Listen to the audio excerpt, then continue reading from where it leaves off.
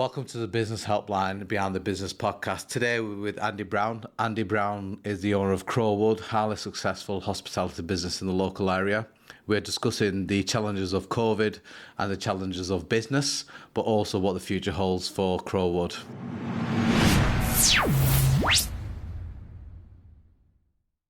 Andy, could you just introduce yourself and just tell us a little bit about your background and how you got into hospitality, would you say? How long have you got? My name's Andrew Brown. I'm Managing Director of Crowwood Leisure here in Burnley. I had a previous career, which was a family business, which was basically selling, amongst other things, office furniture, office machines, stationery, etc. And that, my brother and I ran that business, which we inherited from our father. And we sold that in 1997 for not a small sum of money, to be honest. And I didn't fancy really retiring, so I looked around at what I could do. And basically, I'd had some shares in David Lloyd Leisure at the time. On very, very small shareholding, but of course in those days you used to get glossy board reports in the post, and I thought, what a fantastic business that is. So I thought that looks really exciting, that. So I thought I'd build a private members health and fitness club. So I spent probably about 12 months looking around for a site, which was not easy, and eventually we ended up knocking on the farmer's door here and asking if he'd sell it, and had to fight a public inquiry and all the rest of it, and I won't go into all of that, but it was a fairly torturous process, and we ended up eventually succeeding with the planning permission and building the health club, which was back in 2001. We completed it, December 2001. And obviously from just the health club side of it, you've come a million miles from there. What's it taken from yourselves as a business to grow so far where you are now with the hotel? A lot of blood, sweat and tears, a lot of sleepless nights and all the rest of it. I can only imagine. Yeah, the health club included a small beauty spa, which was, when we started off originally, we had 4 treatment rooms, and we did a lot of nails and that sort of stuff, and facials. And the health club still has a large swimming pool. It has a big hot tub and a sauna and steam room. So we ran that as a spa, and we used to get people from all over the place coming to use that. And it was very successful in a small way, if you like. We built the equestrian centre at the same time as we opened the health club. And when we originally opened, we had a lot of racket members, tennis members, squash members, etc. Over the years, that's petered out as those games have become less interest to people generally. You know, they've just declined, and that's the fact of it. We started looking round at other spas, and I realised that ours was extremely dated. There were people doing much better things in bigger scale, etc. So we started looking at developing the site to incorporate a much bigger spa. And what started off really as a hot tub in the garden of our existing spa turned out several £1 million later into what became the Woodland Spa. Because obviously a lot of planning goes into... Yeah, technically very, very difficult to do. And I made the mistake really of concentrating on building it, and I pushed it very, very hard. And we probably opened it too soon, to be honest. I recruited the staff thinking it would be across the finishing line. Probably 2 or 3 months before it really was. We probably opened it a bit prematurely. And I didn't go about it perhaps as well as I could have done and should have done. But anyway, that's by the by. It took us probably 6 to 8 months to get it going, because I think for this area, it was a new concept. People didn't understand what a spa was, really. So we were educating people as much as anything as to what it was. I mean, you've got a lot more competition ultimately, without a shadow of a doubt. But obviously, in hindsight, looking at what you did, what would you have done differently ultimately? Not a lot, to be honest. No. We did put quite a lot of research into it, to be fair. We went up and down the country. We probably saw 5 or 6 of the biggest and best spas in the country. Very amenable to talk to us, the managers who ran them, because we were only from a Mickey Mouse place called Burnley, and we said to them, we're no threat to you at all. So that we asked them all the questions. if you built it again, what would you change? What would you do different? What are the problems? What are the challenges? What are the opportunities? And all the rest of it. And they're all very, very open. And these were some big outfits as well, people like the Dorchester Hotel Group, for example, So they wouldn't have technically seen you as competition. No, but they didn't. also- No, well, we're not really, to be honest. We're that far No. away from them anyway, even today. So, but they were very, very helpful, and that was a big step up for us, really. And do you believe that part of that is you also putting Burnley on the map a little bit in that sense? I think because people associate Crowwood and Burnley hand in hand as well. Yeah. It's obviously took a while. I mean, the Spa's been open for 9 years now. Yeah. It'll be 10 years in January. So it's not. It has been around a long time now. Yeah. It's I don't fallen think in you many realise ways. that until you really look into it. But it has been a tremendous success, and continues to be today. So after 10 years. And from that, obviously the growth of the hotel. What are the plans going forward with the hotel? Where do you see this going, and how busy are you going to get? Obviously, coming forward, we will touch on the last couple of years shortly, or what's happened within COVID and how you were shut down. But where are you in the business now? Do you see it obviously getting busier and busier ultimately? We had an apartment here on site, and when we opened the spa, we realised there was a definite demand for people wanting to stay overnight. So we started off. The tenant decided to leave, and we thought, well, we'll market it as what it is, a very, very nice apartment, 2-bedroom apartment. And we sold it out very, very quickly. We then converted a hairdressing salon on site into 3 further bedrooms. They went very, very well as well. So we were getting into the sort of knowledge of running accommodation or a small hotel. We had a big farmhouse complex on site. We converted that to another 6 bedrooms.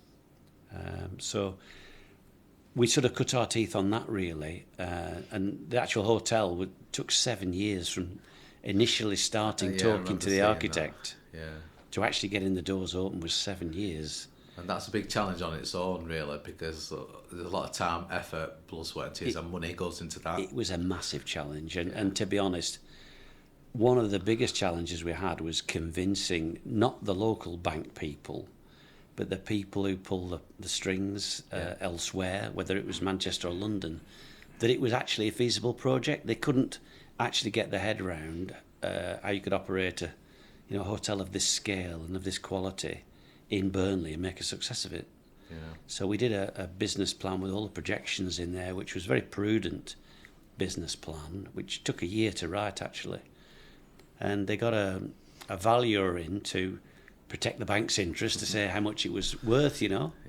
And the valuer said the value of the hotel will be worth less than it cost to build. And how did they manage to fathom that? Because they tore all our forecasts up, basically, and said, you won't do this, you won't do that. And basically, as soon as we opened it, we blew all the forecasts out of the water straight away. So it's great that you turned that on its head pretty much straight away. Ultimately. Yeah, it was. It was a good job. Unfortunately, 6 months after opening, we got shut down with COVID. But touching on COVID then, so I know I seen the interview in May 2020. Obviously, you closed down. I think you had 100 weddings booked in at that point. Yeah. Obviously, you do fantastic. Your turnover great. Your forecasting fantastic as well. And then obviously overnight, you shut down. Yeah. You had to rely on a £1.4 million interest-free loan at that point to really keep the business going. From your perspective, how did you get over that as an individual? Because obviously that is a big take as well at the same time. But how did you keep yourself motivated and positive in that position? It's very, very difficult, isn't it? I mean, I said to the staff, all the senior management team, we were losing £250,000 a month when we were closed, when the government closed us. And I said, if we go down the toilet, there's going to be the world and his wife are going to go with us. Yeah, because we're a strong company financially. Yeah. But if it takes us out the frame, then we won't be on our own. No. The government's going to have to step in and do something. And of course they did the loans and all the rest of it. But it was a horrible time. But it was horrible for many people, wasn't it? Particularly people who had relatives who were dying and whatever. So Without a shadow of a doubt, and I think obviously from a business perspective, we're now seeing that still carry on forward, an impact of what's gone on with the lockdowns, etc. Previously. How did it work for your staff? Because obviously I know one of the biggest things in hospitality is staff retention and recruiting staff and staff mindset and getting them on your mindset, and it's not always easy. How does it work with you guys at the moment and getting staff in and getting the right staff in as well? Well, during COVID, we made a few videos, to communicate to the staff. So obviously, we couldn't get them in to talk to them. No. We had at the time probably 300 staff. You got to keep them all engaged. We had to keep them engaged because we didn't want them wandering off looking for other jobs and all the rest of it. So we got thrown a lot of curveballs. The government decided, they came up with a scheme that said if you retain your staff from now until the end of January or something, you'll get £1,000 each for these people. Well, that was worth a lot of money to us. Yeah, without a doubt. So we gave people a bonus. They were on 80% furlough, and we gave them an uplift on that. And 2 days later, the government changed their mind and said, we're not doing that anymore. So we went backwards a considerable amount of money straight away. And things like that just kept happening. And, you thought you'd be open, in 2 weeks' time, and it turned into 6 weeks. I think the difficulty is the decisions were made off the cuff as well, and there was no real guidance to even business owners. Business is really, really, really difficult to run a business without forecasting ahead what's going to happen tomorrow or the week after. Yeah. But also as well at the same time, if you look at what was said and done by maybe the hierarchy, wasn't always filtered down properly to business owners as well at the same time. It was a shambles, really, the whole thing, and it was a knee-jerk reaction. I don't think the government made a lot of mistakes, but I'm not sure anyone else could have done it any better. They were damned if they did and damned if they didn't, really. So it was a ridiculous situation. But I think, to be fair to Boris, and he has a lot of failings, we know. I think he made the right call at the end. He just said, no, we're not doing this anymore, and that was the right decision. I think from another angle as well, I think he had to follow what he had been told as well. Of course, in regards to impact and so. If he'd have got it wrong, he would have literally been hung from Tower Bridge. Yeah, without a shadow of a doubt. So, it took a lot of guts for him to do it, but he made the right decision in the end.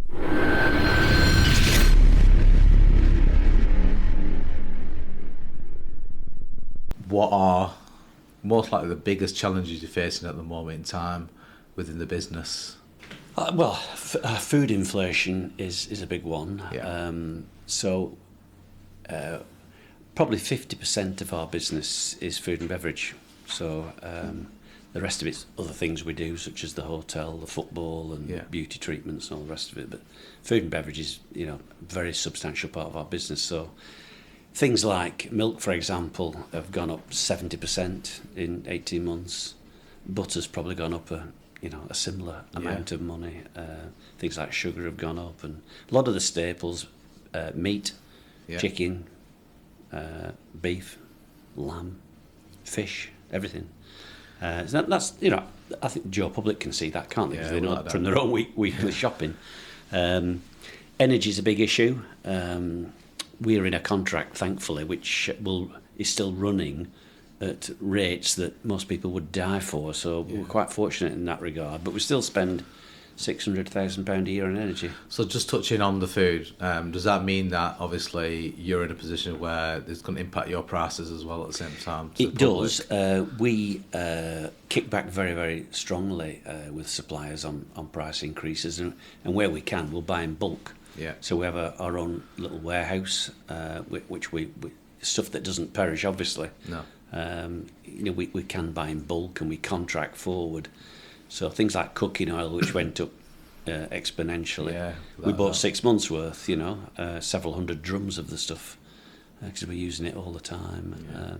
Wine, we'll buy 2,000, 3,000 bottles at a time, stuff like that. I definitely think, for example, cooking oil, we have recently helped a business who was in hospitality, and the cost of cooking oil went from £22 to £44 overnight. Yeah. And that is, again, how's that sustainable for a business as well at the same time? Because unless you put your prices up, you're never going to sustain, because there's never going to be a profit within that business. No.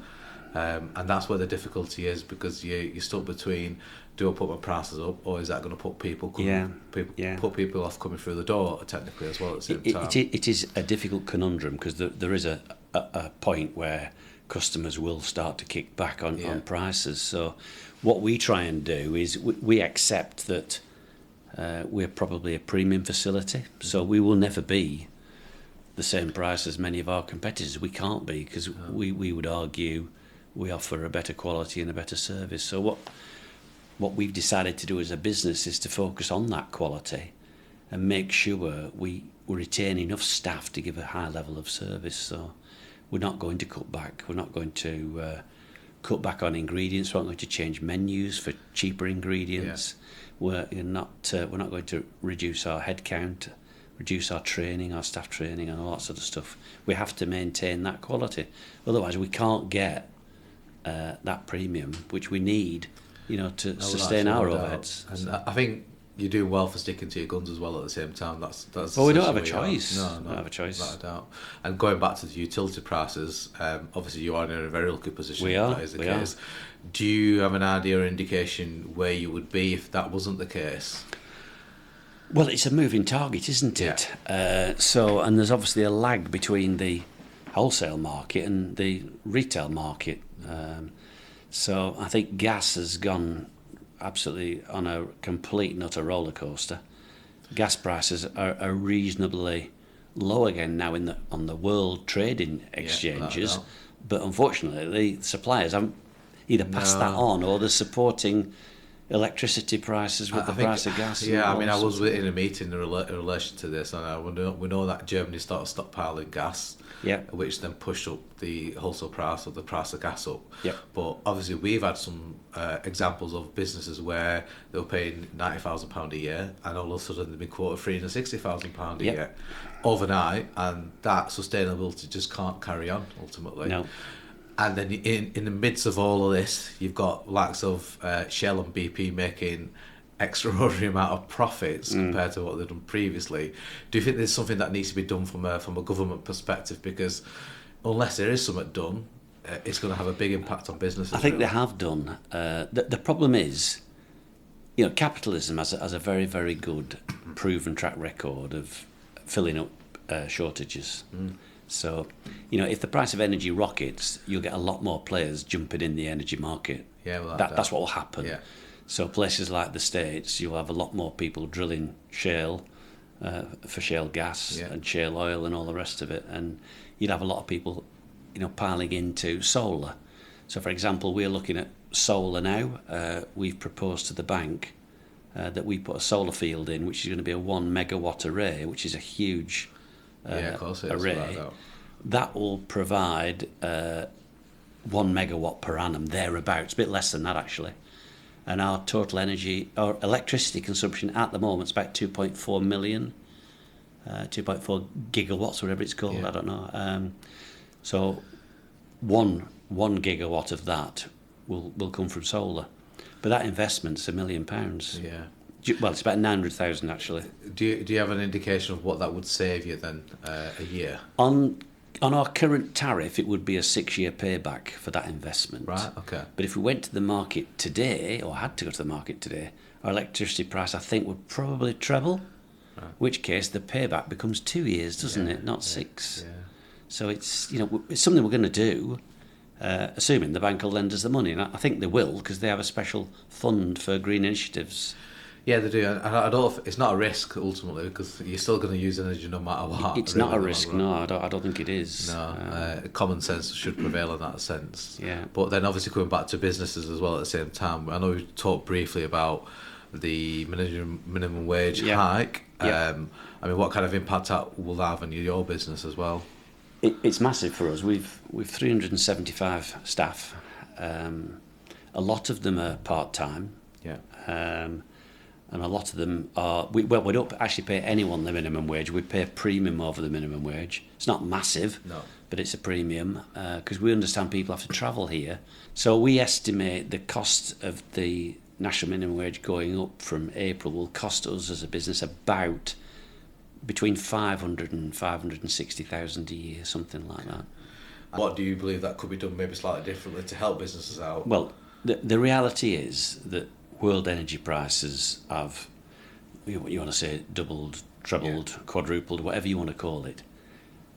However you stack that up, that has to affect everyone's standard of living. Yeah. And the government can't hide from that. No. It's an indisputable fact. Everyone's going to have to take some of the pain. And what the government's trying to do is slow the economy down to bring inflation down. Yeah. We can't slow the economy and keep everyone in business. They're not compatible, are they? No, it's not sustainable. So, unfortunately, there's going to be some losers to drag inflation down to where it needs to get to. And I actually think end of next year, we could actually be in a situation where we start to see deflation. Because I think they might be applying the brakes too hard next year. So you think it should be more of a gradual process instead of a... I'm not an economist. No, I wouldn't pretend to be. They're difficult calls, aren't they? They're very, very difficult calls. But I think for the food and beverage industry in particular, I think there's a lot of storm clouds gathering, and I think there's going to be a lot of casualties. I think we're seeing that already with our trade, but we've seen a 56% increase in hospitality businesses which are closing or seeking advice. Distressed. Distress. Yeah. And now, naturally, as a hospitality business, you would probably try to see Christmas through. Yeah. And then obviously you got January, which technically is always very, very quiet for hospitality. And then we're forecasting in January onwards, then obviously we're going to see a lot of casualties, unfortunately. Do you think that's probably sounds about right in regards to trends where that will be going ultimately? Definitely, yeah. There is going to be a lot of casualties. That's unavoidable, I think. So, with inflation at a 40-year high as well at the same time, and with these casualties, where do you see the landscape being in 12 months' time for businesses, especially in hospitality? Do you believe that obviously there's going to be a lot of the bigger organisations still alive, or do you think the smaller ones are going to just fade away from the situation? I think for the bigger boys, there'll be some financial engineering going on. I think it's happening now, pre-pack administrations, and what tends to happen in those is all the creditors, well, you're in the business. HMRC is the first to lose out, and all the creditors lose out, and then, hey presto, someone, takes over the leases and opens again the following day, with the same name-ish, trading again. Washing away a lot of the debt. I don't particularly agree with that. I understand why it happens, but I'm not sure it's very fair on a lot of people. It's not in a sense. It's a two-way street. It is a two-way street, yeah. Obviously, creditors are technically going to lose a lot of money. Yep. There's going to be debtors to the business as well at the same time, because a big business closing, such as that overnight, you've got a lot of businesses work underneath you as well at the same time. Of course, yeah. And that has a very, very big impact on the smaller businesses if a big business closes overnight, because you could be owed £10,000 and that's massive on your cash flow as well at the same time. But from another angle, for the business to survive and continue and keep staff on board and keep people in employment, that's a necessary evil as well, I think, as well at the same time, where that potentially does need to happen for the business to keep running as well at the same time. So it's difficult, and it's difficult sometimes when we see it, and we see, well, technically the business has not done anything different apart from the pandemic's hit them the last 2 years, and all of a sudden it's just slumped, because pre-pandemic they were a profitable business ultimately. Yeah, I think the difficulty is for hospitality and food and beverage, you have a lot of fixed costs, and for most businesses, if you reduce the turnover 10-15%, they're in a loss straight away before you've even started. If you start piling on increases in costs as well as a reduction in turnover, then you're into a very serious bonfire, really. Yeah, without a shadow of a doubt. So just touching a little bit more on the future for Crowwood, because I know you've got a lot going on. There's a couple of phases of building going on. Yes. Do you want to just give us a bit of insight of what's going on there at the moment in time? Yeah, we have a 2-phase plan to extend the business. We're hopefully at the final stages now of phase 1. So basically the scheme in its entirety is to make our spa twice the size it is now. Okay, fantastic. That's going to take a couple of years. It's not going to happen overnight. No. But to enable that to happen, we've had to move quite a few of the existing pieces of infrastructure around the site. So what we've done is extend the existing gym. We've built two new studios on that. We're refurbishing the gym in its entirety. So it will all be very, very state-of-the-art, nice and fresh, with some new equipment, brand new spin studio, new dance studios, nice, very, very nice lighting features, sound, etc. It will look state-of-the-art, and it will last us another 20 years. Yeah. But moving those pieces around the site means we can then open up a very substantial portion to make the spa substantially bigger.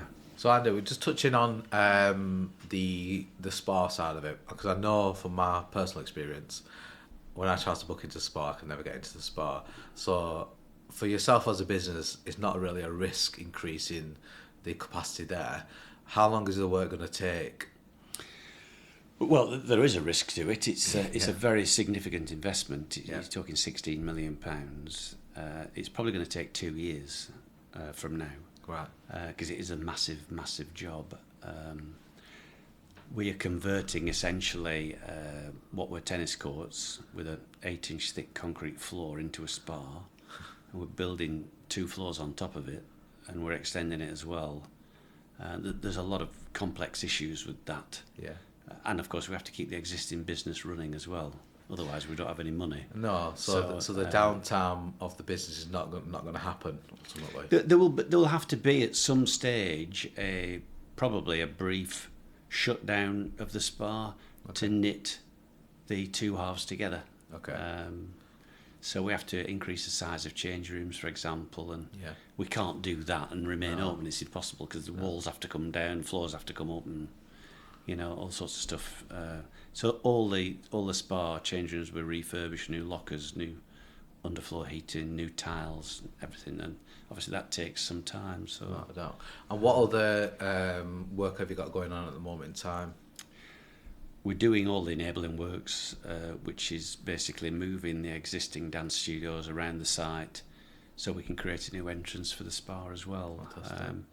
So that work is nearly complete. Yeah. That should finish pre-Christmas with a bit of luck. It's going to be tight, but that's what we're hoping to do. And do you think that'll bring in the extra revenue into the business itself, because obviously you're going to have more capacity there as well at the same time? Yeah, well, it obviously needs to bring in more business. Otherwise, we've been on a fool's errand, and it'll cost us an awful lot of money.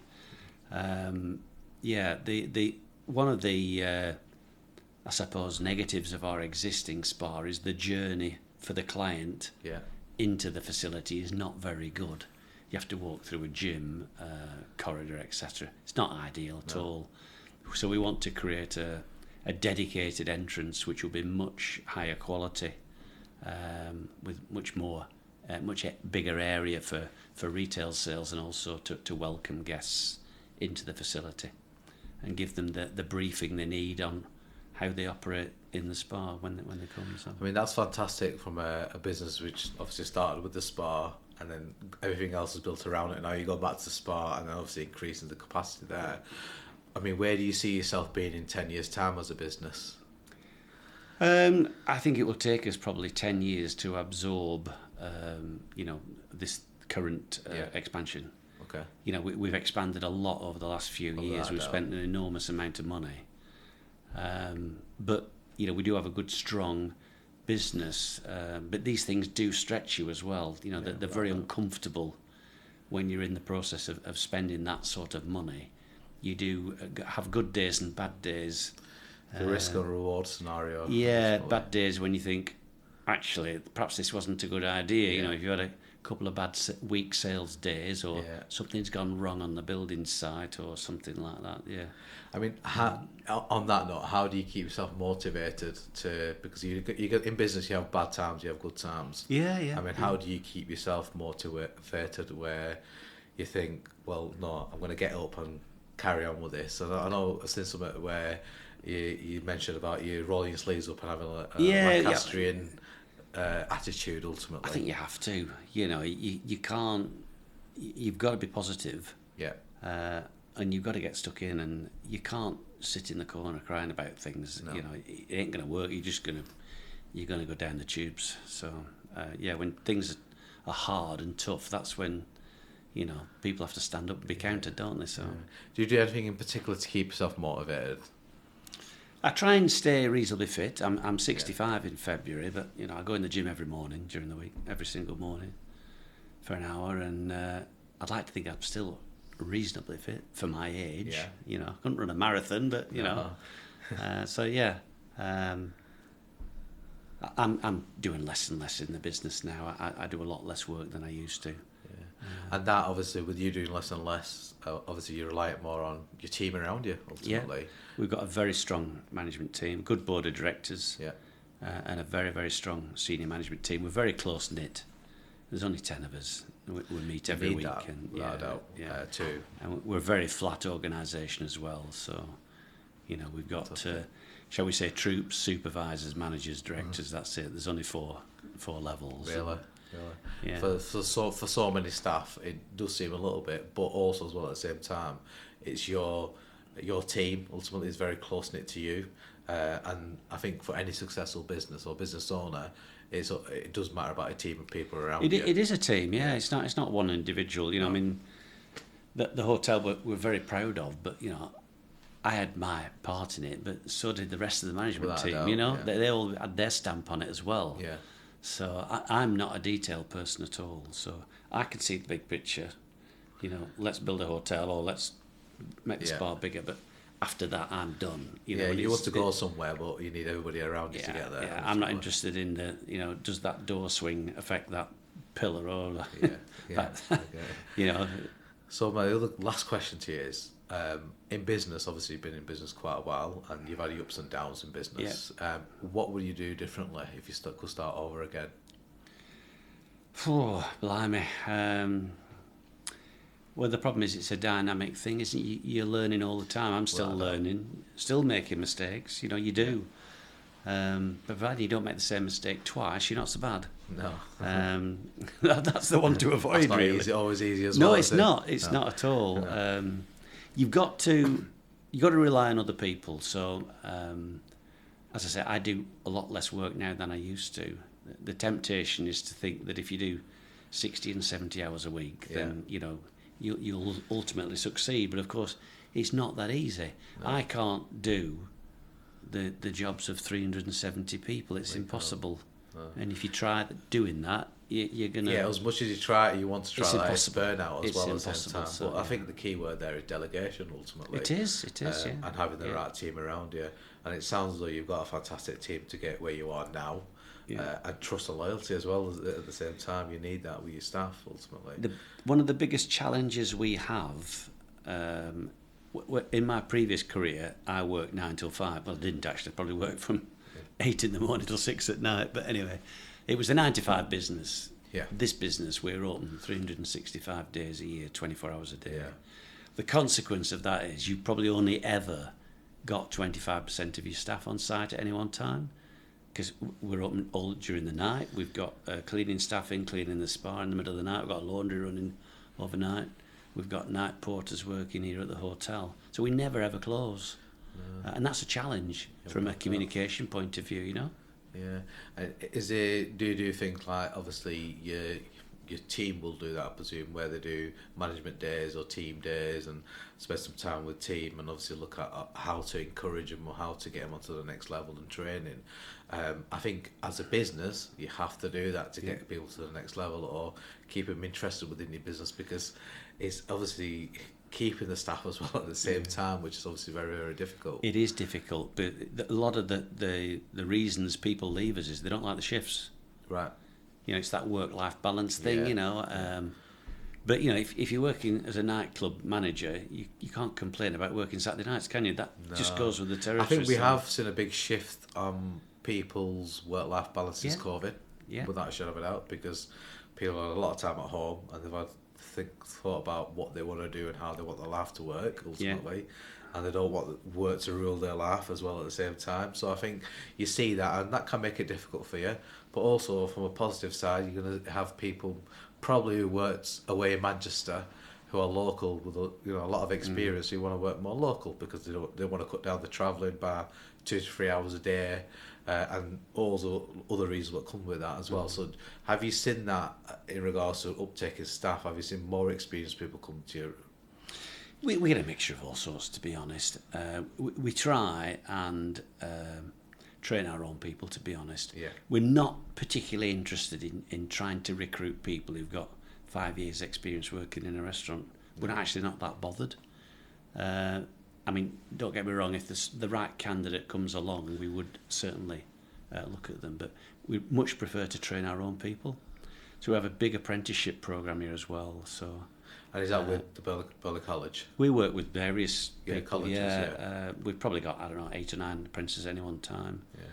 And that's great from recruiting local people, coming through a process where you're a very large local business and they can grow within the business as well at the same time. Yeah. So it's great for you to offer that kind of apprenticeship scheme to a lot of business. I mean, chefs are in short supply. Yeah. So we have a lot of successful chefs who've literally joined us from school. Right. Been with us years and years, and they're capable of running some of the restaurant kitchens on their own now. Or being in charge of them. Yeah.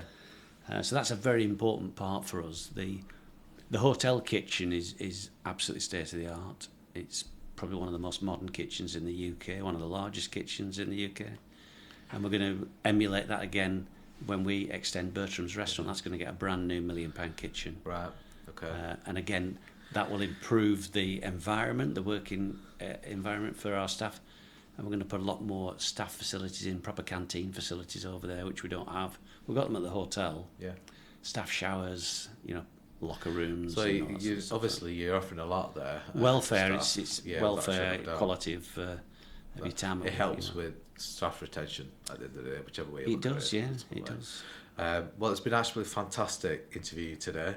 Pleasure. Again, if anybody wants to spend any time at Crowwood, please contact the team at Crowwood. And how can they contact you, Andy? Or not yourself, but your team to get booked in. Yeah, or just crowwood.com. Yeah. Everything's on there, so yeah. Fantastic. Thank you.